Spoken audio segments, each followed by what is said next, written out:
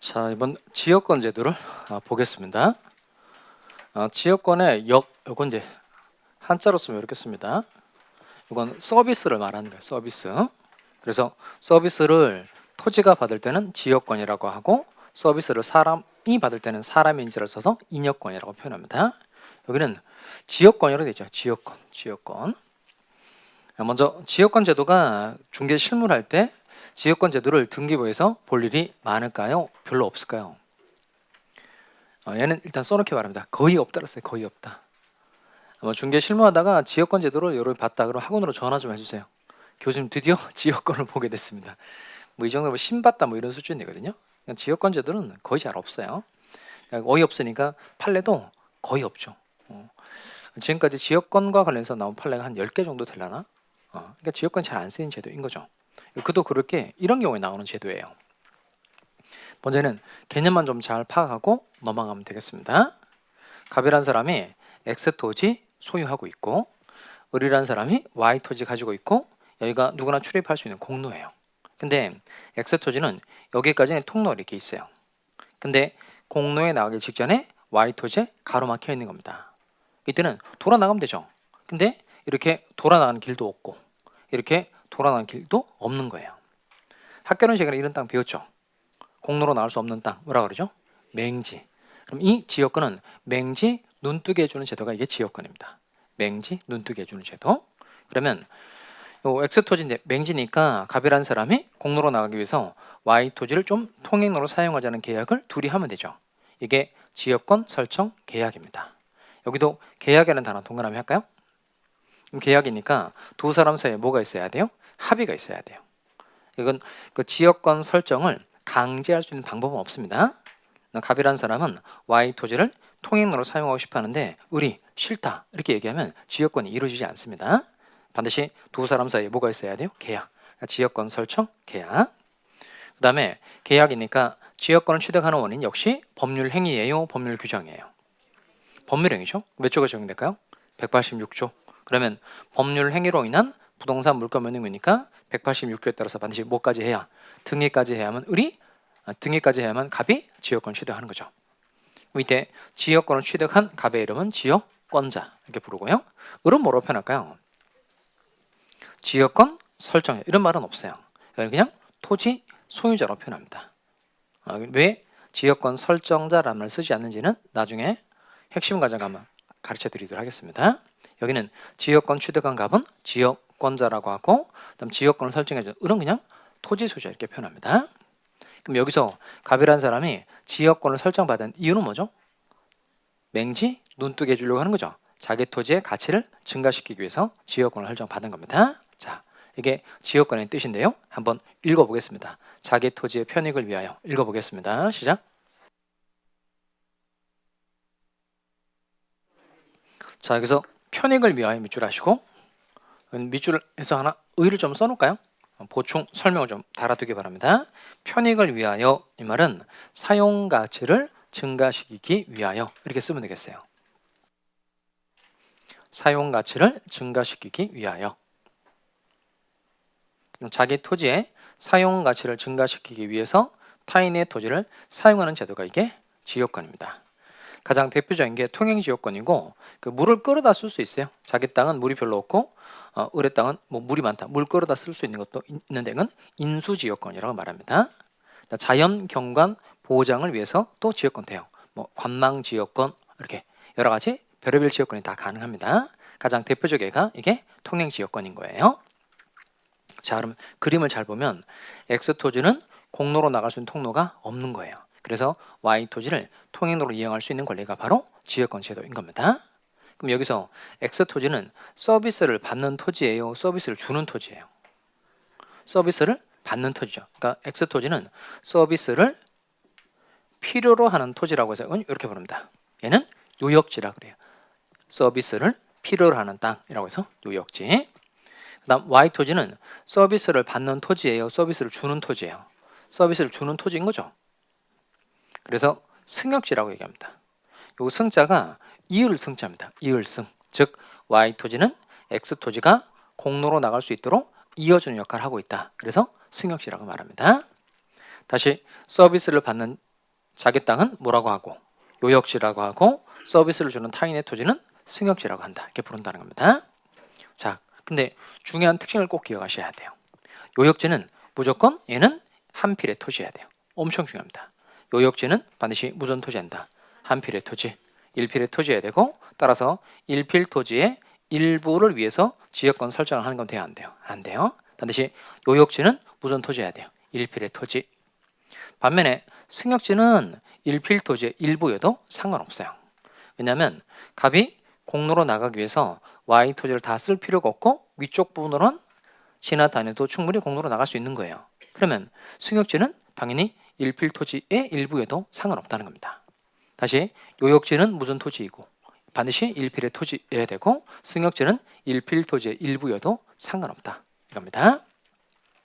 그 다음에 가끔 물어보는 내용인데 요역지와 승역지가 서로 인접해야 돼요? 인접할 필요 없어요? 제가 그 그림을 잘 보세요. X 토지하고 Y 토지 딱 붙여서 그려요? 떨어뜨려 그려요? 떨어뜨려 그리죠. 그러니까 요역지와 승역지는 서로 인접할 필요 있다 없다? 없다. 그걸 좀 잘 색칠해 두기 바랍니다. 두 토지는 인접할 필요가 없다. 그러니까 지역권은 이 정도, 의 정도만 파악하시면 되겠어요. 자, 의 한번 읽어볼까요? 자기 토지 읽어보겠습니다. 시작. 자기 토지의 편익을 위하여 타인의 토지를 사용하는 권리가 이게 지역권이고 이때 서비스를 받는 자기 땅은 뭐라고 표현하죠? 요역지. 서비스를 받는 타인의 토지는 승역지. 자, 그러면 마지막으로 개념 하나 짚고 넘어갑시다. 지역권 설정받은 갑이 Y 토지를 통행으로 이렇게 사용하는 거죠. 그러면 이게 토지가 서비스를 받는 거예요? 사람이 서비스를 받는 거예요? 가치가 증가하는 건 토지의 가치가 증가하는 거예요? 사람의 가치가 증가하는 거예요? 당연히 토지죠. 그러니까 지나다니는 건 누가 지나다니죠? 사람이 지나다니죠. 근데 사람 갑의 가치가 증가하는 게 아니고 갑이 가지고 있는 X 토지의 가치가 증가하는 거죠. 그러니까 즉 서비스를 토지가 받는 거예요? 사람이 받는 거예요? 토지가 받는 거예요. 그래서 이름이 뭐죠? 지역권이 되는 겁니다. 서비스를 사람이 받으면 사람의 인자를 써서 인역권이라고 하고 여기는 서비스를 토지가 받으니까 뭐라고 표현한다? 지역권이라고 한다는 겁니다. 자, 그러면 개별 물건 자꾸 차곡차곡 쌓아서 의의를 자꾸 반복해 봅시다. 점유권은 뜻이 뭐 있었죠? 뭘 불문하고 본권, 유무를 불문하고 물건에 대한 사실상의 지배를 보호하는 권리. 이게 점유권이고 소유권은 법률의 범위 내에서 물건을 직접 사용, 수익, 처분할 수 있는 걸 자꾸 반복해서 읽기 바랍니다. 지상권의 뜻이 뭐죠?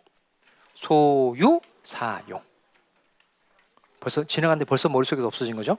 지상물을 소유하기 위하여 타인의 토지를 직접 사용하는 권리. 지역권은 자기 토지의 편익을 위하여 타인의 토지를 사용하는 권리. 자, 다음 전세권 제도 갑시다.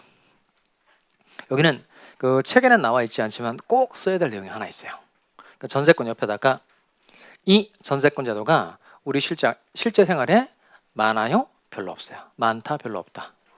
네, 별로 없다를 꼭 씁니다. 별로 없다. 그게 매우 중요합니다. 실무 가서도 이게 꼭 생각이 나야 돼요. 다시 전세권 제도가 우리 실제 생활에 많다? 별로 없다? 별로 없다.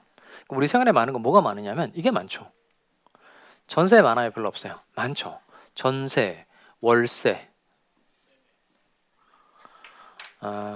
이런 게 많죠.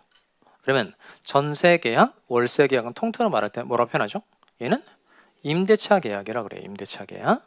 그럼 임대차는 임차인이 임대인에게 목적물을 쓰게 해줘라고 요구하는 권리입니다. 따라서 얘는 물건이다, 채권이다. 채권. 그러니까 우리 실제 생활에 많은 건 채권에 해당되는 임대차, 즉 전세, 월세 계약이 많고 물건에 해당되는 전세권 제도가 많다, 별로 없다. 별로 없다는 거예요. 그럼 여러분 이제 그 부동산 실무할 때 지금 전세 계약에 무슨 문제가 생겼어요.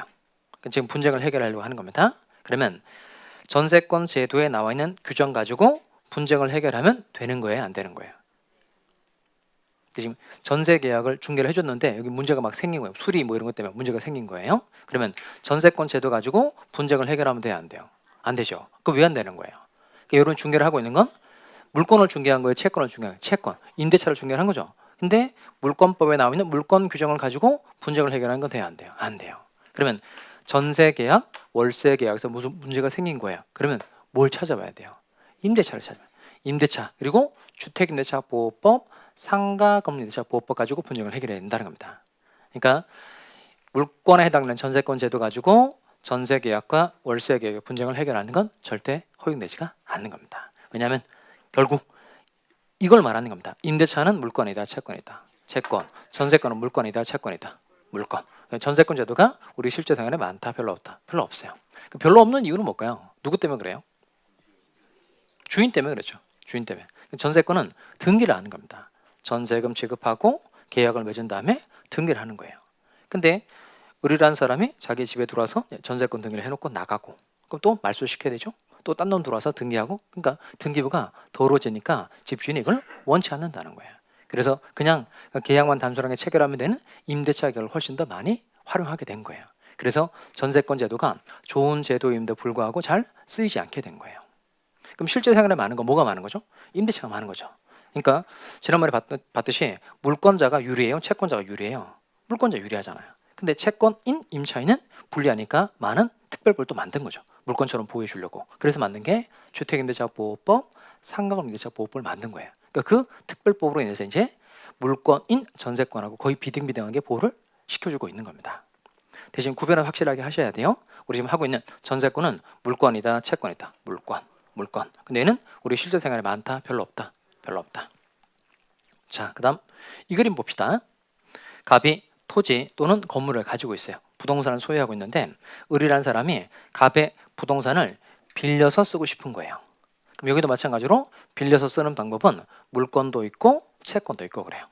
먼저 물권으로 빌려서 쓰는 제도가 전세권, 채권으로 빌려서 쓰는 제도가 이게 임대차인 겁니다. 지금 우리가 하려고 하는 건 물권 하려고 하는 거예요? 채권 하려고 하는 거예요? 물권 하려고 하는 겁니다. 303조 1항 내용인데요. 전세권이 성립하려면 가장 먼저 전세금을 지급해야 됩니다. 예를 들어서 우리 갑에게 전세금조로 5천만 원 돈을 준 거예요. 그리고 을이라는 사람이 갑의 부동산을 직접 써도 좋다로 둘이 합의한 겁니다. 이게 전세권 설정 계약입니다. 여기도 마찬가지로 전세권 설정 계약이니까 무슨 가치를 넘겨주기로 한 합의인 거죠? 사용가치. 을리가 나의 부동산을 직접 써도 좋다라고 둘이 합의를 한 겁니다.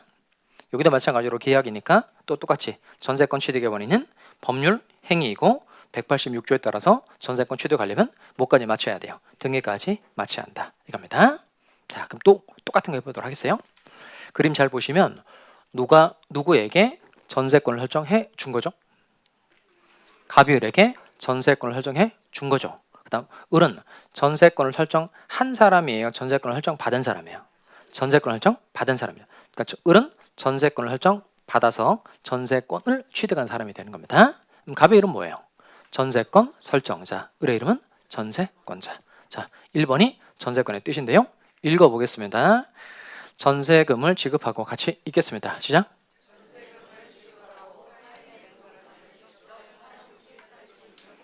자, 이건 제가 앞부분에다가 이렇게 써놨죠. 전세금을 지급하고 이렇게 되죠. 전세금을 지급하고 이렇게 되시니까 전세금의 지급이 전세권의 성립 요건이다, 아니다, 이다. 이렇게 필기를 좀 해볼까요? 전세금을 지급하고 라고 되어 있으니까 지상권하고 다르죠. 지상권은 지료를 지급하고 이런 말이 없었죠. 그래서 지료의 지급은 지상권의 성립 요건이다, 아니다. 근데 전세권의 경우에는 전세금의 지급이 전세권의 성립 요건이다. 자, 또 타인의 부동산을 어떻게 쓰는 거죠? 직접 사용 수익하는 거죠. 따라서 여기서 알 수 있는 내용은 전세권은 물권이다, 채권이다. 물권. 그럼 또 똑같은 거 연습해 봅시다. 항상 전세권 제도를 공부할 때는 얘는 물권이라는 생각을 가지고 늘 내용을 접근하셔야 됩니다.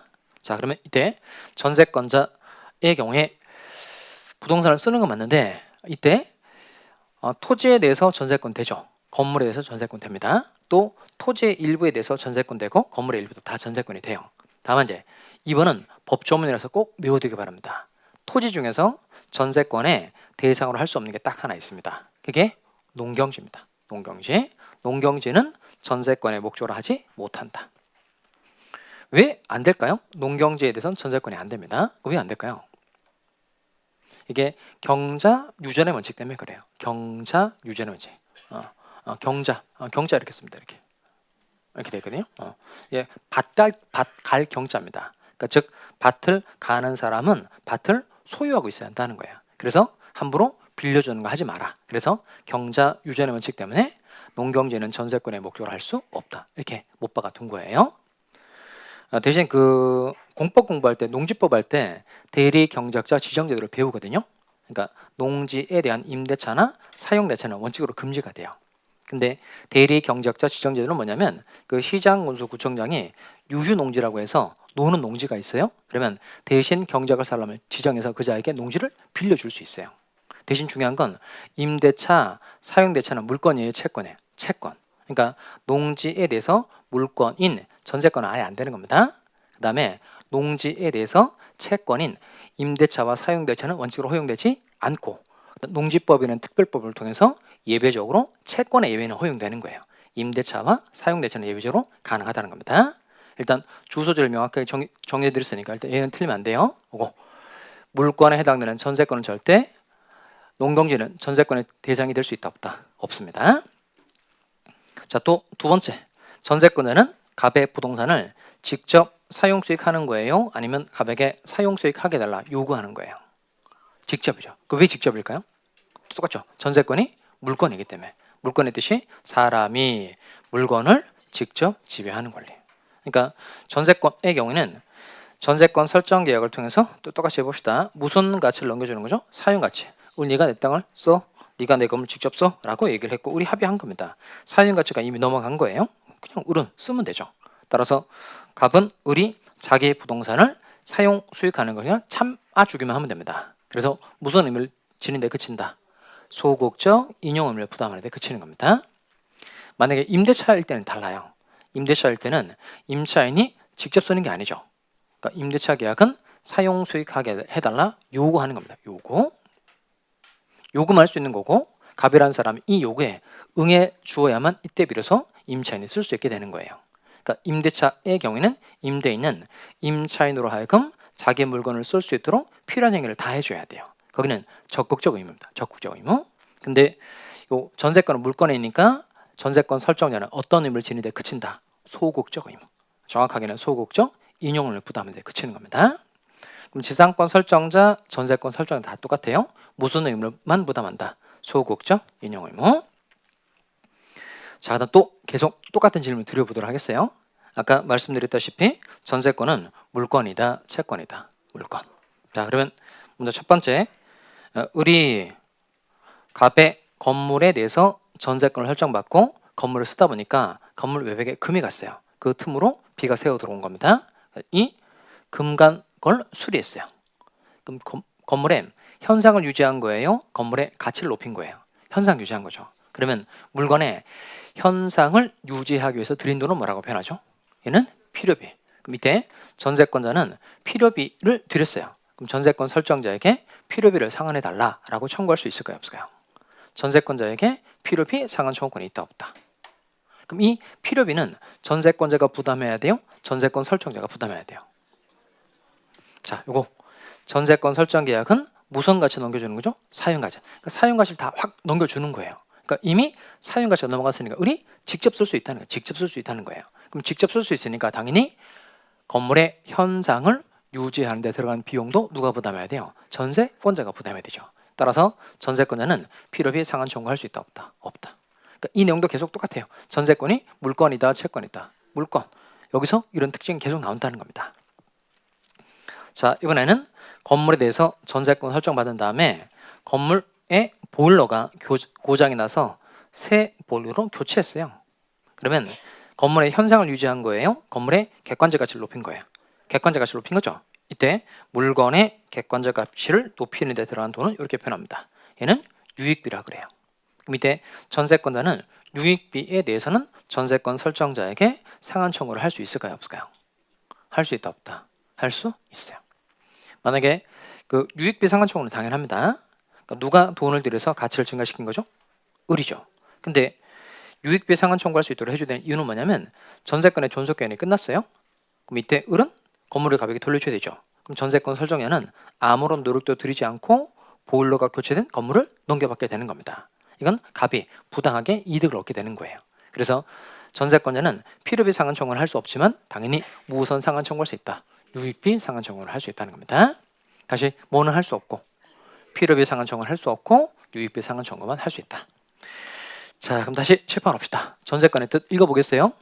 무엇을 지급하고 전세금을 지급하고 타인의 부동산을 직접 사용, 수익할 수 있는 권리. 그 다음에 남의 물건을 빌려 쓰는 권리들은 존속기간이 매우 중요합니다. 존속기간, 전세권의 존속기간은 별표. 이게 시험입니다. 자, 312조하고 313조 내용을 제가 1번부터 5번까지 차근차근 정리해놨으니까 여기는 이 교환 내용, 칠판 내용을 보는 게 훨씬 유리하겠습니다. 자, 1번 읽어보겠어요. 건물에 대한 같이 한번 읽어보겠습니다. 시작.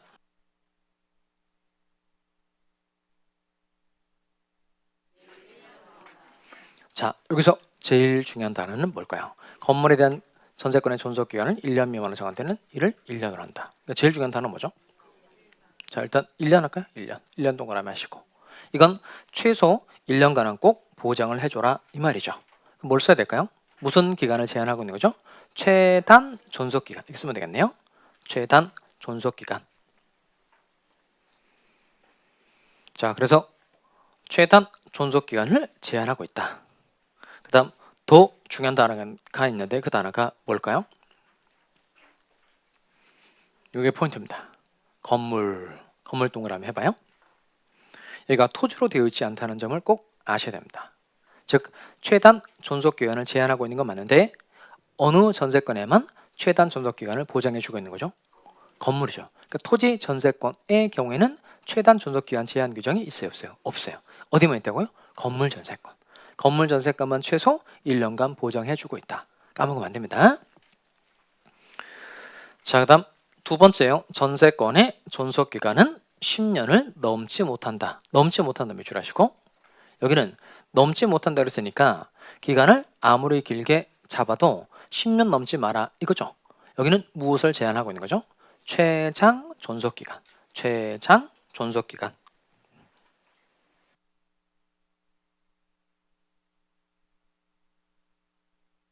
그리고 또 봐야 될 부분이 여기는 그냥 건물 전세권이라고 되어 있지 않고 그냥 전세권으로 되어 있죠. 여기는 건물 전세권이든 토지 전세권이든 둘 다 똑같이 몇 년 넘어서는 안 된다. 10년 넘어서는 안 된다는 겁니다.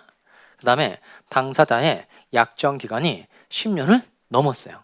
이때는 무효가 되는 게 아니고 10년으로 단축되는 겁니다.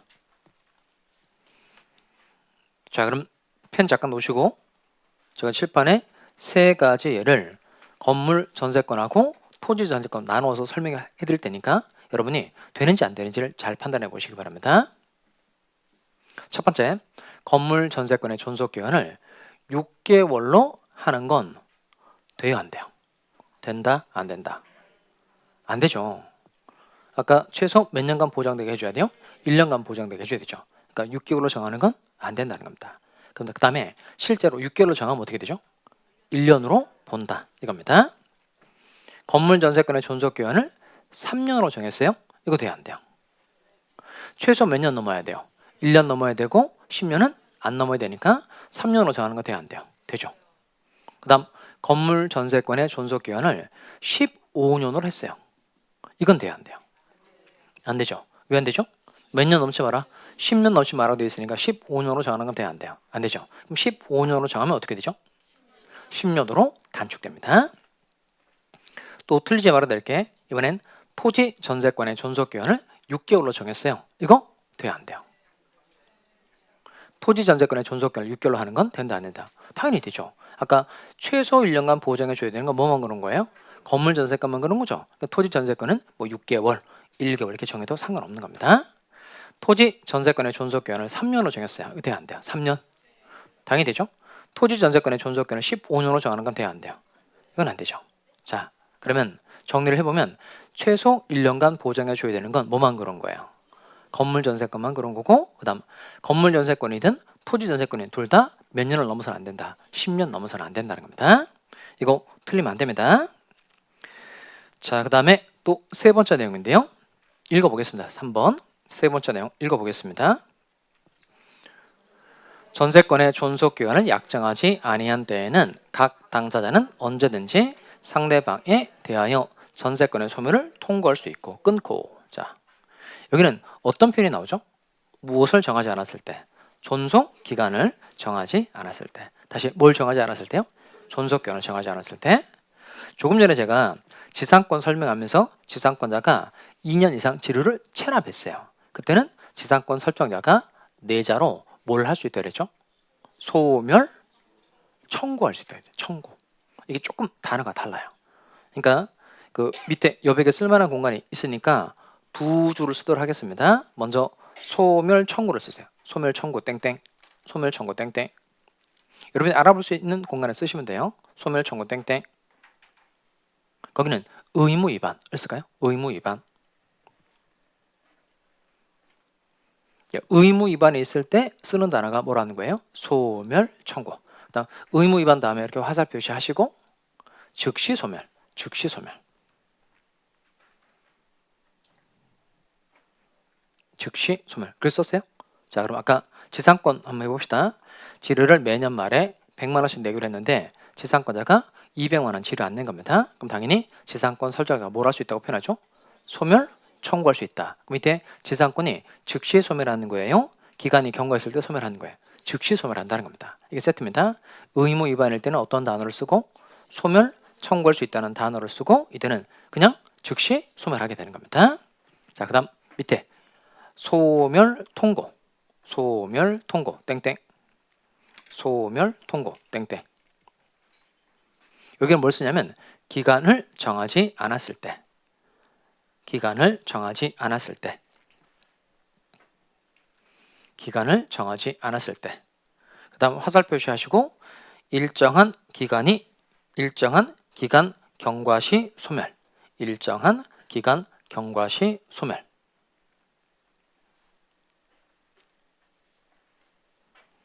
자, 그러면 계약을 체결하면서 별도로 존속기간을 정하지 않은 겁니다. 이때는 소멸 청구할 수 있다고 말하면 틀립니다. 뭐 할 수 있다고 표현하는 거예요? 소멸 통고.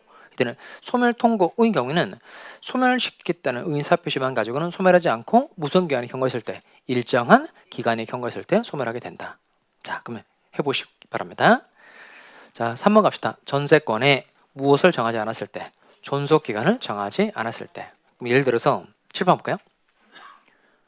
토지에 대해서 전세권 설정 계약을 하면서 기간을 정하지 않은 겁니다. 갑이 전세권 설정자, 우리 전세권자인 거예요. 그러면 기간 정하지 않았으니까 소멸 청구할 수 있다고 표현하면 안 되죠. 뭐라고 표현해야 돼요? 소멸 통고. 이 단어 중요합니다. 전세권의 소멸을 통고할 수 있다. 그러면 기간 정하지 않고 이제 전세권 설정 계약을 체결한 거니까 이때 각 당사자는 전세권의 소멸을 통고할 수 있다. 여기는 갑이라는 사람이 우리에게 뭐라고 얘기할 수 있다는 거예요? 나가 이렇게 말할 수 있다는 겁니다. 여기는 뭘 정하지 않은 거죠? 기간을 정하지 않고 쓰고 있는 상태니까 갑이 나가라고 말을 했을 때 을이라는 사람으로 하여금 새로운 땅을 빌릴 시간을 마련해 줄 필요가 있어요? 없어요? 있어요. 그래서 전세권자가 이 통고를 받은 때로부터 몇 개월이 경과했을 때 전세권 소멸하는 거죠? 6개월이에요. 6개월. 또 토지 전세권 설정 계약을 하면서 기간을 정하지 않은 겁니다. 그러면 전세권자도 나가겠다 이렇게 말할 수 있어요? 없어요? 있죠. 그러면 전세권 설정자가 이 땅을 경작할 새로운 사람을 마련할 수 있는 시간을 줄 필요가 있어요? 없어요? 있어요. 그럼 여기도 똑같이 전세권 설정자가 이 말을 들은 때로부터 몇 개월이죠? 6개월. 6개월이 경과했을 때 각각 전세권을 소멸하게 되는 겁니다. 6개월에다가요. 둘 다 이렇게 쓰기 바랍니다. 이거 중요합니다. 전세권 설정자가 소멸 통고를 했든 전세권자가 소멸 통고를 했든 둘 다 똑같이 6개월이 경과했을 때 전세권이 소멸하게 됩니다. 여기는 나올 때마다 정확하게 기억하는 수밖에 없어요. 나중에 그 임대차 할 때 특히 부동산 임대차의 경우에 기간 정하지 않았어요. 그 임대인도 해지 통과할 수 있고 임차인도 해지 통과할 수 있거든요. 이때 임대인이 해지 통과했을 때는 6개월이 지났을 때 임대차가 끝나게 됩니다. 반면에 임차인이 해지 통과를 하면 어느 정도 기간이 경과했을 때 임대차 소멸하게 될까요? 1개월이에요? 3개월이에요? 6개월이에요? 1개월로 되어 있습니다. 1개월. 나중에 또 주택임대차에 가면 또 다르게 되어 있어요. 그러니까 얘는 나올 때마다 다르니까 항상 똑바로 기억하자. 이 부분을 실무에서 가장 많이 실수하더라고요. 그러니까 지금 뭐 임대차 계약을 했는데 기간 정하지 않은 겁니다. 그럼 이 전세권 제도 가지고 소멸 통과할 수 있다고 말하고 둘 다 6개월이다 이렇게 얘기하면 개구라 뻥이 되는 거죠. 아시겠죠? 지금 여러분이 중개를 하고 있는 건 전세, 월세, 임대차를 중개를 하고 있는 거니까 뭐 가지고 해결해야 돼요? 민법 아니면 주택임대차법 가지고 해야 되고, 지금 하고 있는 전세권 제도를 적용하면 돼요, 안 돼요? 안 돼요. 그러니까 왜 전세권 제도가 적용되면 안 되는지 아시겠죠? 임대차는 결국 뭐죠? 채권, 전세권은 물권이기 때문에 이렇게 혼용해서 적용하면 안 된다는 겁니다. 그러니까 여러분이 일단 그 시험 통과할 때 정확하게 숫자를 이렇게 잘 정리를 해놔야 됩니다. 실무 가서도 이 전세권 제도 가지고 분쟁을 해결하는 건 된다, 안 된다? 안 돼요. 간혹 되는 경우가 있기는 해요. 어느 경우냐면 그 보통 그 임차인의 보증금이 큰 경우도 많죠. 보통 뭐 30평에 30억이다. 그럼 전세 17억, 18억 정도 하잖아요. 그러면 이때 전세 보증금이 금액이 많으니까 임차인이 그냥 전세권 설정 등기까지 해달라고 요구하는 경우가 많아요. 그런 경우는 두 제도가 병존할 수 있습니다. 그러니까 전세 계약에 해당되는 임대차도 있고 전세권 설정 등기에 맞췄으니까 전세권 두 가지 제도가 병존하게 되거든요. 근데 그런 경우에 한해서는 전세권 제도를 적용할 수는 있어요. 근데 별도로 전세권 설정 계약과 등을 하지 않으면 오로지 그냥 임대차 가지고 분쟁을 해결해야 된다, 그 말입니다. 자, 그 다음에 4번 내용인데요. 읽어보겠습니다. 전세권의 설정은, 읽어봅시다. 시작. 전세권의 설정은 이를 갱신할 수 있다. 자, 여기 눈여겨봐야 될 단어가 설정입니다. 전세권 설정 계약을 맺었다는 거예요. 그럼 누가 전세권 설정 계약을 맺은 거죠? 당사자죠. 갑하고 을이 전세권 설정 계약을 맺은 겁니다. 그리고 이를 뭐 할 수 있다는 거죠? 갱신. 그럼 예를 들어서 건물 전세권의 존속기간을 3년으로 정했어요. 근데 기간이 끝난 겁니다. 밑에 갱신할 수 있다, 이 말은 당사자가 합의를 통해서 계약을 연장할 수 있다는 겁니다. 이 갱신에다가 동그라미 하시고 꼭 써놓기 바랍니다. 이게 약정갱신입니다. 당사자의 약정한 기간이 만료가 되었을 때 합의를 통해서 다시 계약을 연장하는 걸 약정갱신이라고 그래요. 다만 그 기간은 갱신한 날로부터 몇 년 넘지 못할까요? 10년 넘지 못하죠. 아까 최장 존속기간 몇 년이라고 했죠? 10년. 따라서 약정갱신의 경우에도 갱신한 날로부터 몇 년 넘지 못한다. 10년. 이 숫자들은 다 시험용으로 중요합니다. 그다음 다섯 번째, 이게 가장 중요한 내용인데요. 여기는 두 개의 문장으로 되어 있죠. 근데 첫 번째 문장이 좀 길어요. 이거 숨 쉬지 말고 처음부터까지 쭉 읽어보겠어요. 일단 크게 심호흡을 하시고 이거 들이마시고 난 다음에 자, 읽어보겠어요. 건물의 전세권 설정자가, 읽어보겠습니다. 시작. 건물의 전세권 설정자가 존속기간 만료 전 6월부터 1월까지 사이에 전세권자에 대하여 갱신거절의 통지 또는 조건을 변경하지 않으면 갱신하지 않은 통지를 하지 아니한 경우 전 전세권과 동일한 조건으로 다시 전세권 설정으로 본다. 자, 이게 뭔 말이야 이런 생각이 들죠. 자, 7번 볼까요? 전세권 설정자가 전세권의 존속기간 만료 전 6월부터 1월까지, 그러니까 기간이 끝나갈 무렵 이렇게 말하시면 돼요. 기간이 끝나갈 무렵에 갱신 거절의 통지를 보낼 수 있죠. 너랑 재계약하지 않겠다 이렇게 갱신 거절의 통지를 보낼 수 있어요. 밑에 갱신 거절의 통지를 보내면 그거로 끝나는 겁니다. 근데 얘가 이런 통지를 하지 아니한 경우, 또 조건을 변경하지 않으면 갱신하지 않겠다는 뜻을 통지할 수도 있죠. 전세금 안 올려주면 재계약하지 않겠다 통지를 보냈는데 전세금 안 올려주게 된 겁니다. 그러면 그냥 끝나는 거죠. 근데 전세권 설정자가 갱신 거절의 통지 등을 하지 않은 거예요.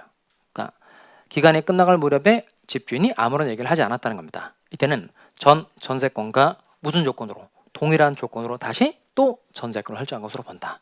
이걸 법정갱신이라고 그럽니다. 무슨 갱신이요? 법정갱신 또는 묵시의 갱신, 묵시의 갱신 다 똑같은 말이에요. 얘는 법정이니까 법이 정한 요건에 해당이 되었을 때 계약이 자동적으로 연장된 것으로 보는 제도가 법정갱신 제도인 겁니다. 4번하고 5번은 다르죠. 약정갱신은 무엇을 통해서 계약을 연장을 하는 거죠? 합의를 통해서 계약을 연장하는 건 이건 약정갱신. 그다음 법이 정한 요건에 해당이 되었을 때 계약이 자동적으로 연장되는 건 법정갱신이라고 표현합니다. 이렇게 말하시면 돼요. 기간이 끝나갈 무렵에 집주인이 아무런 말을 하지 않았을 때 계약이 자동적으로 연장되는 것, 이렇게 말하시면 됩니다. 이게 제일 쉬운 표현입니다. 기간이 끝나갈 무렵에 집주인이 아무런 말을 하지 않았을 때 계약이 자동적으로 연장된 것으로 보는 제도, 이게 법정갱신인 겁니다. 다만 다 똑같은데 이 경우에 뒤에 거 중요합니다. 무엇은 정하지 않은 것으로 봐요. 기간은 정하지 않은 것으로 봅니다. 법정갱신제도는 중요하니까 그림으로 다시 보도록 하겠어요. 자, 이제 펜 놓고 칠판합니다. 자, 갑이 건물 소유자하고 을과 전세권 설정 계약을 맺은 겁니다. 그 다음에 연도를 잘 볼까요? 전세권의 존속기한을 몇 년 했죠? 3년으로 정했어요. 임의로 이렇게 정한 겁니다. 여기는 존속기한이 끝나기 6개월 전이고 여기는 존속기한이 끝나기 1개월 전이에요.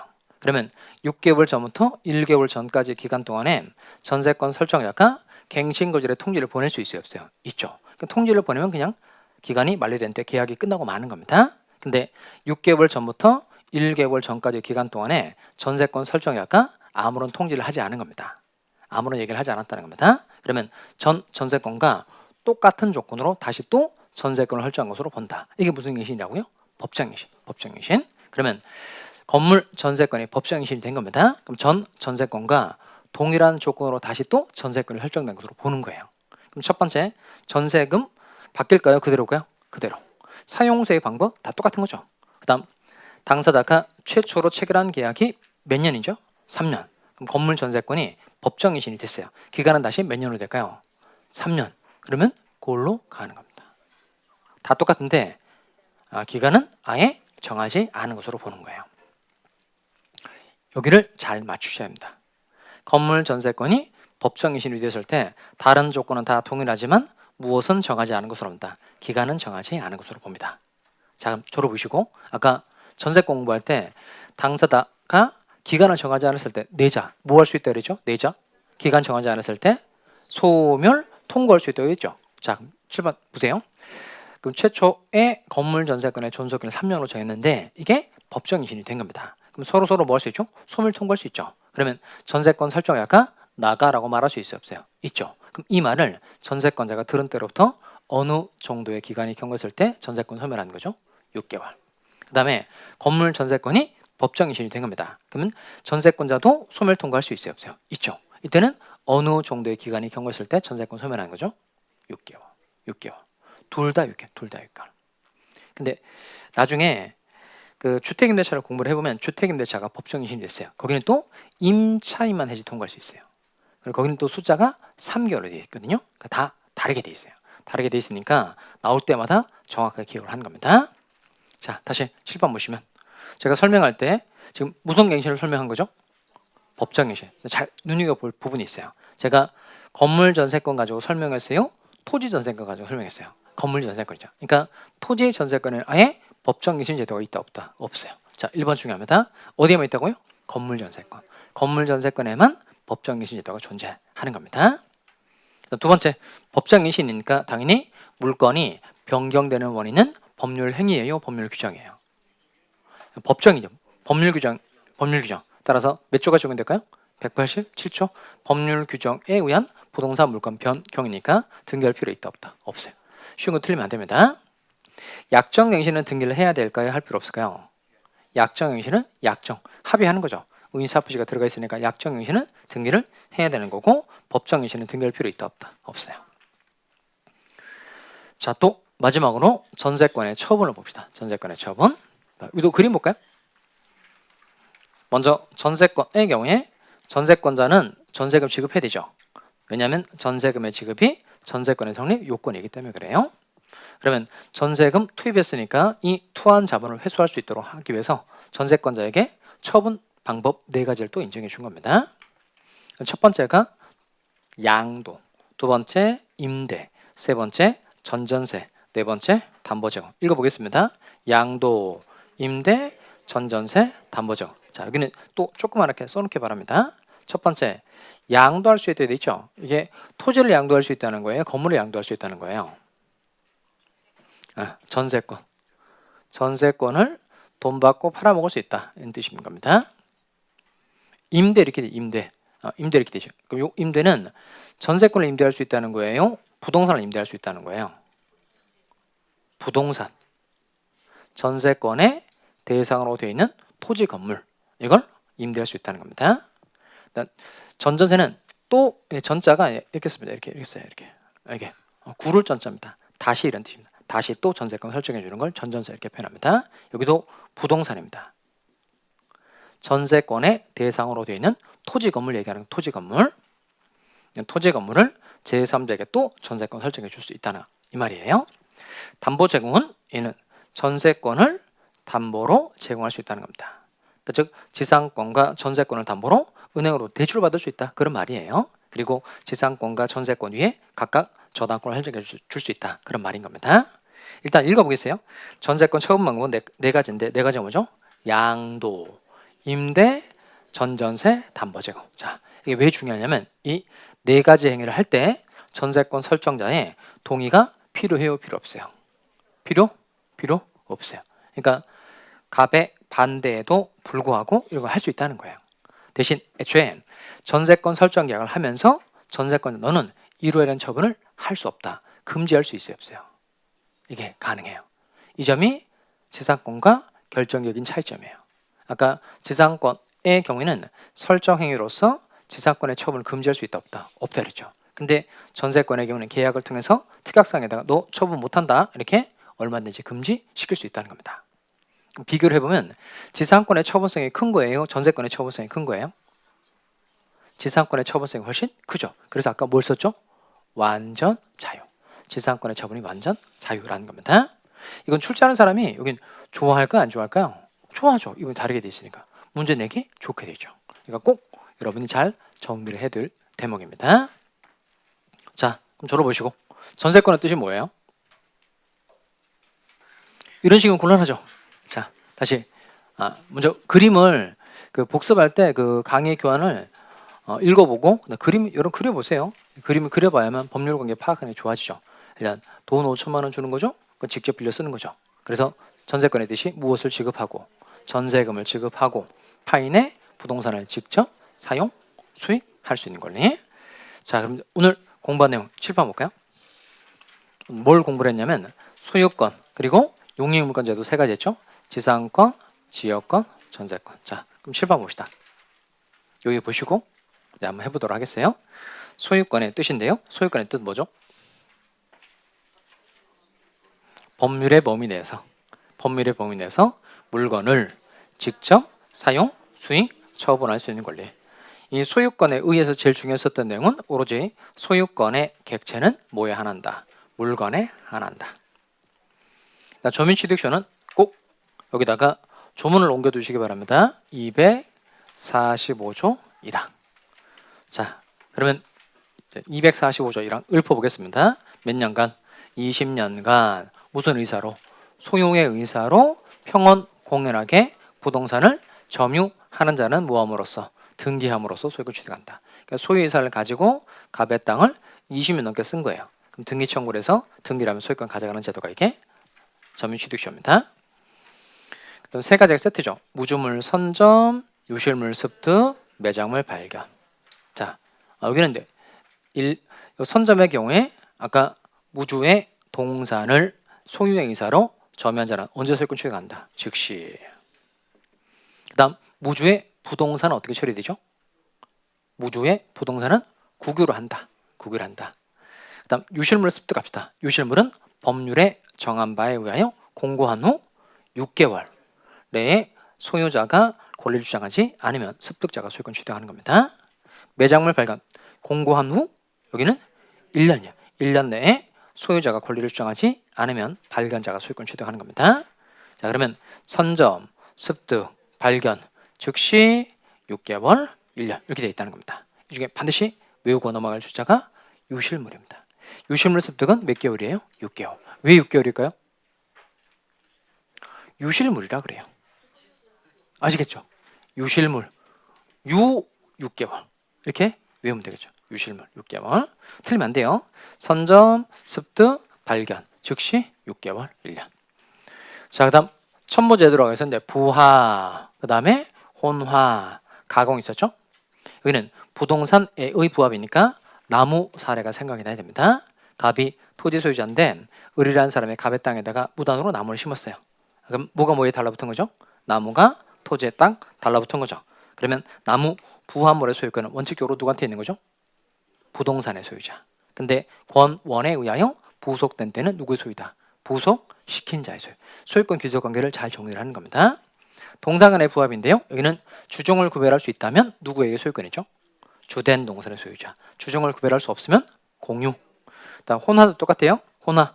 폭탄주 생각나야 됩니다. 자, 주종을 구별할 수 있으면 누구에게 소유권이죠? 주된 농산의 소유자. 주종을 구별할 수 없으면 공유. 가공 갑시다. 그러니까 통나무 깎아서 만든 거 생각나야 됩니다. 가공물의 소유권은 원래 누구한테 있죠? 원재료 소유자. 그런데 가공으로 인한 가액의 증가가 원재료의 가액보다 현저히 다액인 때는 누구 소유다? 가공자의 소유. 지상권 갑시다. 지상권에 의해 봅시다. 지상권의 뜻이 뭐죠? 소유, 사용. 소유, 사용.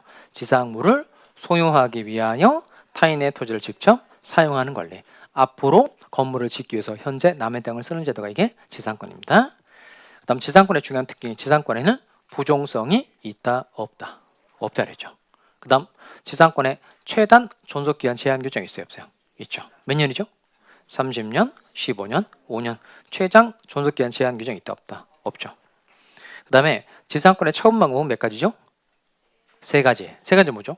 양도, 임대, 담보 제공. 이때 설정자의 동의 필요 없다. 설정행위로 금지할 수도 없다. 지역권의 뜻이 뭐죠? 맹지 눈뜨게 주는 거요. 자기 토지의 편익을 위하여 타인의 토지를 사용하는 권리가 지역권이고요. 전세권 갑시다. 전세권의 뜻이 뭐죠? 뭘 지급하고? 전세금을 지급하고 타인의 부동산을 직접 사용, 수익할 수 있는 권리. 이게 대답이 제일 크네요. 전세권 끝난 지 얼마 안 돼서. 자, 그다음 전세권의 존속기간인데요. 먼저 최단 존속기간 제한 규정 있죠. 대신 어디에만 있죠? 건물 전세권에만 최단 존속기간 제한 규정이 있고 몇 년이죠? 1년. 그다음 최장 존속기간은 토지든 건물이든 다 똑같이 10년 넘지 못하는 데 돼 있죠. 그다음 합의를 통해서 계약을 연장하는 건 무슨 갱신? 약정갱신. 법이 정한 요건에 해당이 되었을 때 당연히 자동적으로 계약이 연장된 것으로 보는 게 법정갱신. 어디에만 있다 그랬죠? 어디에만? 건물 전세권에만. 토지 전세권은 없다. 그 다음에 전세권의 처분은 몇 가지였었죠? 네 가지. 양도, 임대, 전전세, 담보 제공. 이때 설정자의 동의는 필요 없다. 근데 설정행위로 전세권의 처분을 금지할 수는 있다 없다? 있다. 자, 문제 풀어보겠어요. 9번 문제 풀어보세요. 답 고르셨어요? 자, 저랑 같이 풀어봅시다. 소유권에 관한 설명으로 옳지 않은 것은 1번 소유권의 객체는 물건에 한한다. OX예요? O. 그래서 제가 아파트 분양권은 소유권의 객체가 될 수 있다. 이거 X에 졌죠. 권리에 대해서는 소유권이 성립할 수 있어요? 없어요? 없어요. 2번 20년간 소유의 의사로 평온 공연하게 부동산을 점유한 자는 반드시 등기를 하여야 소유권 취득한다. OX예요. O. 이게 무슨 취득시효죠? 점유 취득시효. 3번 갑시다. 무주의 동산을 소유의 의사로 점유했어요. 언제 소유권 취득하죠? 즉시. 선점, 습득, 발견, 즉시 6개월, 1년. 5번 갑시다. 이건 금액을 보면 안 돼요. 부동산에 동산이 딱 달라붙었어요. 그러면 누가 부화물의 소유권 취득하는 거죠? 부동산의 소유자. 그 다음 이때 권원에 의하여 부속시켜놨다. 이때만 부속시킨 사람이 소유가 되는 겁니다. 그런 말이 없죠. 여기는 누가 소유권 취득하는 거죠? 부동산의 소유자 소유권 취득하는 겁니다. 그 다음에 5번 타인의 동산에 가공했어요. 원래 가공물의 소유권 누구한테 있죠? 원재료 소유자. 근데 가공으로 인한 가액의 증가가 원재료의 가액보다 현저히 다액인 때 가공자의 소유가 되는 거죠. 그럼 5번은 OX예요. X. 어떻게 틀렸어요? 그냥 다액만 가지고 안 되고 어떤 다액이 돼야 돼요? 현저히 다액. 현저히 다액. 현저히가 빠졌으니까 얘는 틀린 거죠. 좋은 문제예요? 얍삽한 문제예요? 얍삽한 문제. 완전 얍삽하죠. 근데 한번 기출된 적이 있으니까 여러분이 수험생이니까 알아둬야 될 대목입니다. 어떤 때 가공자의 소유라고요? 현저히 다액. 현저히 다액인데 이런 거 틀리면 어떤 느낌이 돼요? 이런 거 시험에 틀렸어요. 그러면 현타가 오죠. 현타. 아시겠죠? 자, 현다. 현저히 다액일 때 가공자의 소유가 된다. 자, 다음 문제 풀어보겠어요. 10번인데요. 이게 조금 더 어려워요. 이 문제를 맞추면 퇴근입니다. 맞추면 퇴근이고 틀리면 1교시로 소급하는 거야.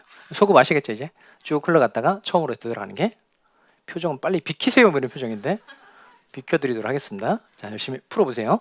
자, 이런 문제가 최근 시험 난이도하고 거의 비슷합니다. 이런 것들 잘 푸셔야 이제 합격할 수 있게 되는 거죠. 들을 때 끄떡끄떡하지만 막상 지문에 살펴보면 어디가 틀렸는지 잘 보이지 않죠. 자, 하나씩 뜯어봅시다. 용익 물건에 관한 설명으로 옳지 않은 건데요. 1번은 무슨 건물이죠? 견고. 그럼 몇 년이에요? 30년. 그러니까 따라서 30년보다 단축하지 못하는 건 5x예요. 5 맞죠? 견고 수목은 몇 년이에요? 30년. 공작물은 5년. 이도 저도 아닌 게 15년.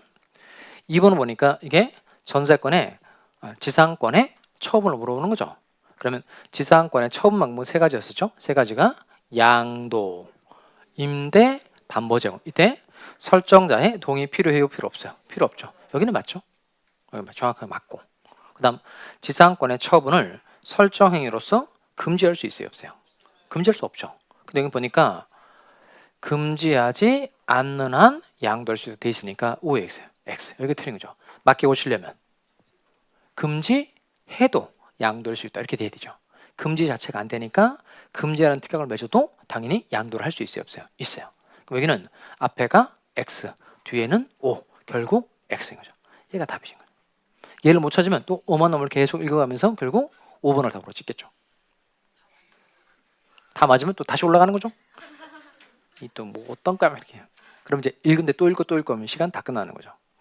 실제 시험은 그렇다는 거예요. 3번 갑시다. 지역권의 경우에 서비스를 받는 자기 땅 뭐라 그러죠? 요역지. 요역지는 반드시 무슨 토지여야 돼요? 일필의 토지. 그 다음 서비스를 주는 타인의 토지는 승역지라고 하고 승역지는 일필 토지의 일부여도 상관없다. 정확하게 맞죠. 4번 갑시다. 전세금의 지급은 전세권의 성립 요건이며 끊고 5x요. 5. 맞죠. 그 다음 뒤에 보면 기간을 정하지 않았다 이렇게 되죠. 이때 뒤에 단어 잘 봐야 되죠. 기간 정하지 않은 거니까 뭐 할 수 있죠? 내자 소멸 통고. 소멸을 통고할 수 있다. 맞죠. 5번을 같이 한번 읽어봅시다. 건물의 전세권 설정자가 읽어보겠습니다.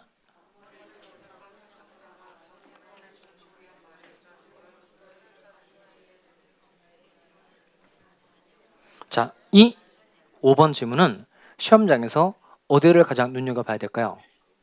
여기를 봐야 돼요. 여기가 토지로 나오면 무조건 틀리게 됩니다. 5번 질문은 법정 갱신에 관한 내용인 거죠. 근데 법정 갱신은 어디에 있다 그랬죠? 건물. 그러니까 앞 스타트가 항상 건물의 전세권 설정자 이렇게 돼야 됩니다. 토지의 전세권 설정자 이렇게 되면 당연히 틀리게 되죠. 그 다음에 여기는 두 개의 문장으로 되어 있는데 두 개의 문장 중에서 앞에 문장을 낸 겁니다. 즉 건물 전세권이 법정 갱신이 된 경우에 전 전세권과 똑같은 조건으로 다시 또 전세권을 설정한 것으로 보죠. 그리고 뒤에 이제 한 문장이 되어 있죠. 이 경우에 무엇은 기간은 정하지 않은 것으로 본다. 두 개의 문장 중에서 한 개의 문장을 낸 거니까 정확하게 맞는 내용입니다. 다음 몇 번이에요? 2번. 자, 오늘은 소유권과 용익물권 제도 세 가지를 공부를 했습니다. 특히 다시 공부를 하면서 수업 시간에 빠뜨린 내용, 여러분 잘 정리 못한 내용 꼭 강의 들으면서 잘 정리하시기 바랍니다. 다음 주에 뵙도록 하겠습니다. 수고하셨습니다.